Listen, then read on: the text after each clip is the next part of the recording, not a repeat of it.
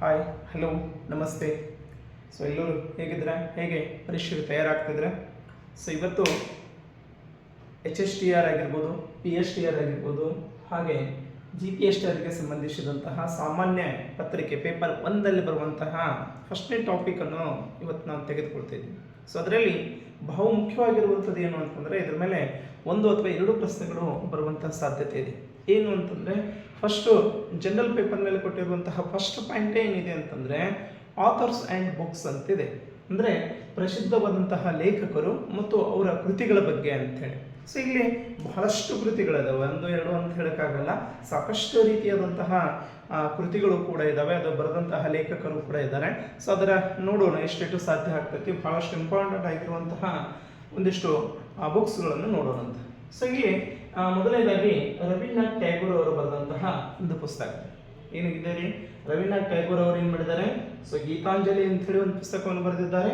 ನಂತರ the home and the world ಅಂತ ಹೇಳಿ ಒಂದು ಬುಕ್ ಬರೆದಿದ್ದಾರೆ. ಯಾವ್ದ್ರಿ? ಗೀತಾಂಜಲಿ, ನಂತರ the home and the world ಅಂತ ಹೇಳಿ ಒಂದು ಬುಕ್ ಇದೆ.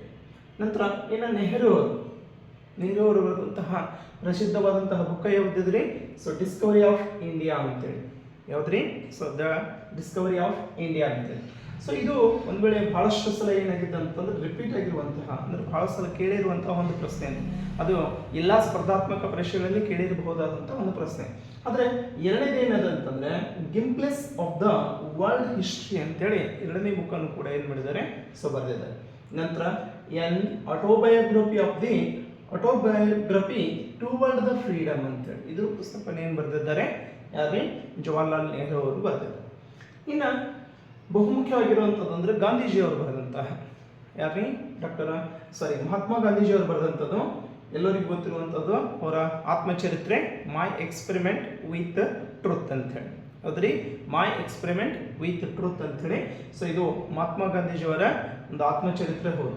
ನಂತರ ಹಿಂದ್ ಸ್ವರಾಜ್ ಅಂಥೇಳಿ ಒಂದು ಏನು ಮಾಡಿದ್ದಾರೆ? ಅದನ್ನು ಒಂದು ಬುಕ್ಕನ್ನು ಬರೆದಿದ್ದಾರೆ. ಹಾಗಾಗಿ ಕೆಲವೊಂದ್ಸಲ ಏನಾಗ್ತದೆ, ಹಿಂದ್ ಸ್ವರಾಜ್ ಗ್ರಂಥದ ಲೇಖಕರು ಯಾರು ಅಂತೇಳಿ, ಅದು ನೆಹರು ಆಗಿರ್ಬೋದು, ಗಾಂಧೀಜಿ ಆಗಿರ್ಬೋದು, ರವೀಂದ್ರನಾಥ್ ಟ್ಯಾಗೋರ್ ಆಗಿರ್ಬೋದು, ಅಥವಾ ಮೌಲಾನಾ ಆಜಾದ್ ಆಗಿರ್ಬೋದು, ಹೀಗೆ ಕೇಳುವಂಥ ಸಾಧ್ಯತೆ ಇರೋದ್ರಿಂದ ಹಿಂದ್ ಸ್ವರಾಜ್ ಅಂತೇಳಿ. ನಂತರ ಇನ್ನು ಮೌಲಾನಾ ಆಜಾದ್ ಅಂತೇಳಿ, ಇವರು ಬರೆದಿದ್ದು ಇಂಡಿಯಾ ವಿನ್ಸ್ ಫ್ರೀಡಮ್ ಅಂತೇಳಿ. ಇಂಡಿಯಾ ವಿನ್ಸ್ ಫ್ರೀಡಮ್ ಅಂತೇಳಿ. ಈ ಬುಕ್ಕನ್ನು ಏನಾಗಿದೆ ಅಂತಂದರೆ ಮೌಲಾನಾ ಆಜಾದ್. ಇನ್ನು ಅಬ್ದುಲ್ ಕಲಾಂ ಅವರು, ಡಾಕ್ಟರ್ APJ ಅಬ್ದುಲ್ ಕಲಾಂ ಅವರು ಬರೆದಂತಹ ಒಂದು ಬುಕ್ ಏನಂತಂದ್ರೆ ಅವರ ಆತ್ಮಚರಿತ್ರೆ ಅಂತ ಹೇಳಿ ಕೂಡ ಕರಿತೀವಿ, ದ ವಿಂಗ್ಸ್ ಆಫ್ ಫೈರ್ ಅಂತೇಳಿ. ಹೌದ್ರಿ? ದ ವಿಂಗ್ಸ್ ಆಫ್ ಫೈರ್ ಅಂತೇಳಿ, ಅಗ್ನಿಯ ರೆಕ್ಕೆಗಳು ಅಂತೇಳಿ ಕೂಡ ಏನು ಮಾಡ್ತೀವಿ? ಕನ್ನಡದಲ್ಲಿ ಓದ್ತೀವಿ. ನಂತರ ಎರಡನೇದು ಇಗ್ನಿಟೆಡ್ ಮೈಂಡ್ಸ್ ಅಂತ ಹೇಳಿ ಕೂಡ ಏನಾಗಿದೆ? ಎರಡನೇ ಬುಕ್ಕನ್ನು ಬರೆದಿದ್ದಾರೆ. ದ ಇಂಡಿಯಾ 2020 ಅಂತ ಕಾಣಿಸ್ತದೆ. ಬಹುಶಃ 2020 ಹೋಗಿದ್ದೇನೆ. 2020 ಅಂತ ಹೇಳಿ ಒಂದು ಬುಕ್ ಏನಿದೆ, ಅದನ್ನು ಕೂಡ ಏನು ಮಾಡಿದ್ದಾರೆ? ಬರೆದಿದ್ದಾರೆ. ಇನ್ನು ಲಾಲ್ ಲಜಪತ್ ರಾಯ್ ಅವರು ಬರೆದಂತಹ ಒಂದು ಬುಕ್ದ ಹೆಸರು ಏನು ಅಂತಂದ್ರೆ ಅನ್ಹ್ಯಾಪಿ ಇಂಡಿಯಾ ಅಂತೇಳಿ. ಯಾವ್ದ್ರಿ? ಅನ್ಹ್ಯಾಪಿ ಇಂಡಿಯಾ ಅಂತೇಳಿ. ನಂತರ ಡಾಕ್ಟರ್ ಅಂಬೇಡ್ಕರ್ ಅವರು ಬರೆದಂತಹ ಒಂದು ಬುಕ್ಕನ್ನು ನೋಡೋದಾದ್ರೆ ಎನಿಹಿಲೇಷನ್ಸ್ ಆಫ್ ಕಾಸ್ಟ್ ಅಂತೇಳಿ. ಎನಿಹಿಲೇಷನ್ಸ್ ಆಫ್ ಕಾಸ್ಟ್ ಅಂತೇಳಿ ಒಂದು ಬುಕ್ ಇದ್ದಾರೆ. ದ ಪ್ರಾಬ್ಲಮ್ ಆಫ್ ರುಪಿ ಅಂತೇಳಿ. ಯಾವ್ದ್ರಿ? ದ ಪ್ರಾಬ್ಲಮ್ ಆಫ್ ರುಪಿ ಅಂತೇಳಿ ಕೂಡ ಒಂದು ಬುಕ್ ಇದೆ. ಅಂದರೆ ಇವು ಶ್ರೇಷ್ಠವಾಗಿರುವಂತಹ ಮತ್ತು ಶ್ರೇಷ್ಠ ವ್ಯಕ್ತಿಗಳು, ಪ್ರಸಿದ್ಧವಾಗಿರುವಂತಹ ವ್ಯಕ್ತಿಗಳು ಬರೆದಂತಹ ಕೃತಿಗಳು.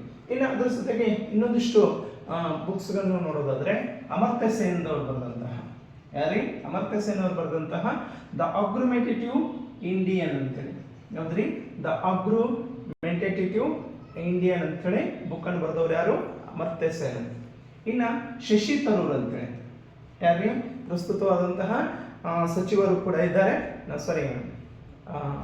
ಏನಂದ್ರೆ ಲೋಕಸಭೆಯ ಸಚಿವರು ಅಂತ ಕೂಡ ಕರಿತೀವಿ. ಶಶಿ ತರೂರ್ ಅವರು ಬರೆದಂತಹ ಗ್ರೇಟ್ ಇಂಡಿಯನ್ ನಾವೆಲ್ ಅಂತೇಳಿ. ಯಾವ್ದ್ರಿ? ಗ್ರೇಟ್ ಇಂಡಿಯನ್ ನಾವೆಲ್ ಅಂತೇಳಿ.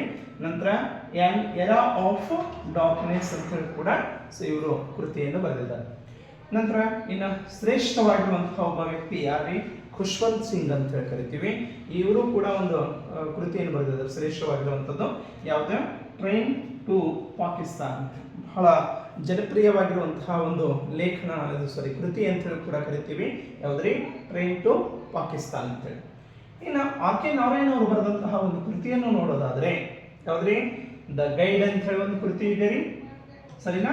ನಂತರ ಮಾಲ್ಗುಡಿ ಡೇಸ್, ಇದು ಎಲ್ಲರಿಗೂ ಗೊತ್ತಿರುವ ಹಾಗೆ, ಹೌದಾ? ಬಹಳಷ್ಟು ಸಲ ಏನಾಗಿದೆ, ಮಾಲ್ಗುಡಿ ಡೇಸ್ಗೆ ಪರೀಕ್ಷೆಯಲ್ಲಿ ಕೂಡ ಬಂದಂತಹ ಒಂದು ಕೃತಿ ಇದೆ.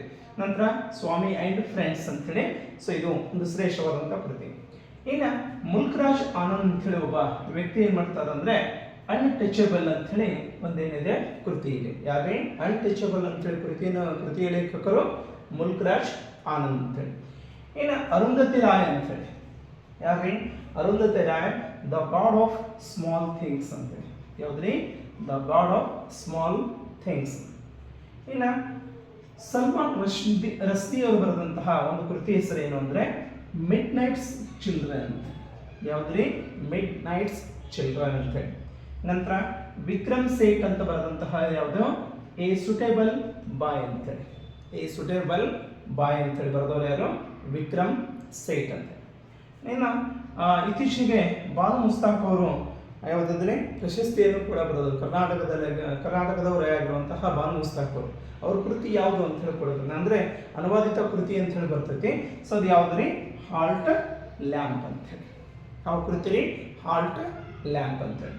ಇನ್ನು ವಾಸುದೇವ್ ದೇವನಾನಿ ಅಂತ ಹೇಳಿ ಒಬ್ರು ಏನಾಗಿದ್ದಾರೆ ಅಂದ್ರೆ ಸನಾತನ ಸಂಸ್ಕೃತಿ ಕಿ ಅಟಲ್ ದೃಷ್ಟಿ ಅಂತೇಳಿ. ಯಾವ್ದ್ರಿ? ಸನಾತನ ದೃಷ್ಟಿಕೋನದ ಮೇಲೆ ಅಟಲರ ದೃಷ್ಟಿ ಅಂತ ಹೇಳಿ ಒಂದು ಕೃತಿಯನ್ನು ಬರೆದಿದ್ದಾರೆ. ಇದೊಂದು the dairy of A cricketers wife. ಈ ಕೃತಿಯನ್ನು ಬರೆದವರು ಯಾರು ಅಂತ ಅಂದ್ರೆ ಒಬ್ಬ ಶ್ರೇಷ್ಠ ಕ್ರಿಕೆಟರ್ ಪತ್ನಿ ಏನ್ ಮಾಡಿದಾರೆ, ಒಂದು ಕೃತಿಯನ್ನು ಬರೆದಿದ್ದಾರೆ. ಏನ್ರಿ? A dairy of the A cricketers wife A very unusual memory ಅಂತೇಳಿ. ಯಾರಿ? ಶ್ರೀಮತಿ ಪೂಜಾರಿ ಅಂತೇಳಿ ಏನ್ ಮಾಡಿದ್ದಾರೆ, ಅವರ ಒಂದು ಲೇಖನವನ್ನು ಗ್ರಂಥವನ್ನು ಕೂಡ ಏನ್ ಮಾಡಿದ್ದಾರೆ, ಸೊ ಬರೆದಿದ್ದಾರೆ. ಇವಿಷ್ಟು ಒಂದು ಸಾಮಾನ್ಯವಾಗಿರುವಂತ. ಸೊ ಮುಂದುವರೆದು 19ನೇದು ಎಷ್ಟಿದೆ?